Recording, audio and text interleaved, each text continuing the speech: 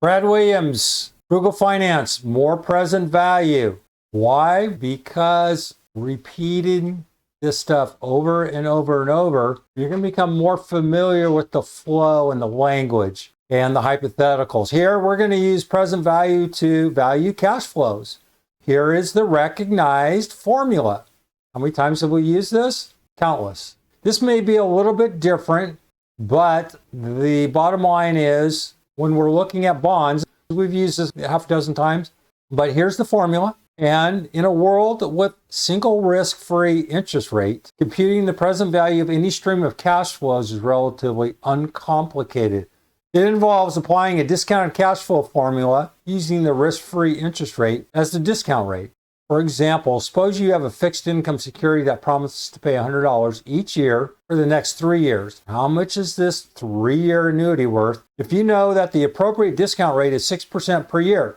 The answer, and we've seen this before, is $267.30. And it can be found easily using this formula. Recall that the formula for the present value of ordinary annuity of $1 per period for n periods at an interest rate of I is, the last 3 examples, we've used this formula in one way or another.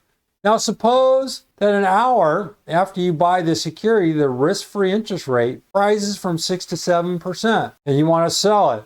How much can you get for it? I've gone down this road before. That's all right. We'll do it again. The level of market interest rates has changed, but the promised future cash flows from the security has not. In order for investors to earn 7% per year on their security, its price has to drop. How much? The answer is that it must fall to the point where its price equals the present value of the promised cash flows discounted at 7%. Remember that previous example? I kind of shortcutted the conversation because there's this example, and we're getting into the nuts and bolts here as to why we're discounting and why the price change has to equate to the new interest rate. At a price of $263.43, a fixed income security that promised to pay $100 each year for the next 3 years offers its purchaser a rate of return of 7% per year. Thus, the price of any existing fixed income security falls when market interest rates rise because investors will only be willing to buy if they're competitive. A rise of 1% in the interest rate causes a drop of $4.87 in the market value of your existing security. Similarly, a fall in interest rates causes a rise in its market value. This shows the most basic principle in valuing known cash flows. Rising interest rates will lower bond prices, lower interest rates will increase bond prices. You buy a fixed income security that promises to pay $100 each year for the next 3 years. What's that 3 instrument worth today? Well, here you go. We got 6%, $267, 7%. Here's the formula. We've gone through this before. We've also gone through this $487 difference. That's the price difference. That's the interest rate change. Okay, discount bond if interest rates change. 1 year, $1,000 bond to 8%, $925. I'm making some assumptions here that we're working off of some weird number.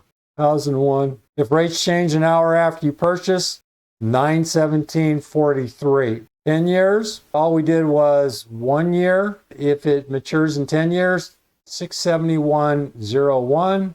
This is what you're paying for it. If it matures in 10 years, I guess this is just a 1-year deal. This is a 10-year deal. You could see what's going to happen here. A 1-year, $1,000 bond. This is a 10-year bond. You could see 3-year bond with $300 face value and 6% coupon. You're paying $267.30. If interest rates change an hour after you purchase, $262. I guess interest rates are going to drop. So you can see where interest rates go. Drop in the price increases from $267 to $277.51. Here's the formula. All we're doing is plugging in the numbers. The logic, I've gone over the explanation of logic repeatedly. If you're stuck, just break it down. Go back through my examples and see how I've broken this stuff down step by step. Should be easy to follow. If not, look at these numbers right here. Pretty self-explanatory. And then grab this formula, park it above, and then just break it down. And then, if you're stuck, go back to the basics. Get rid of all of this other stuff. Just piece it back together. We know 1 plus r to the n is what? That's going to be your future value. If it's negative, it's going to be your present value. Then you can start adding these pieces together. Just use some algebra and start solving this stuff. Look, what's the secret here? You're going to have to spend some time doing this. Unless this just comes natural or you've been doing this for a long, long time.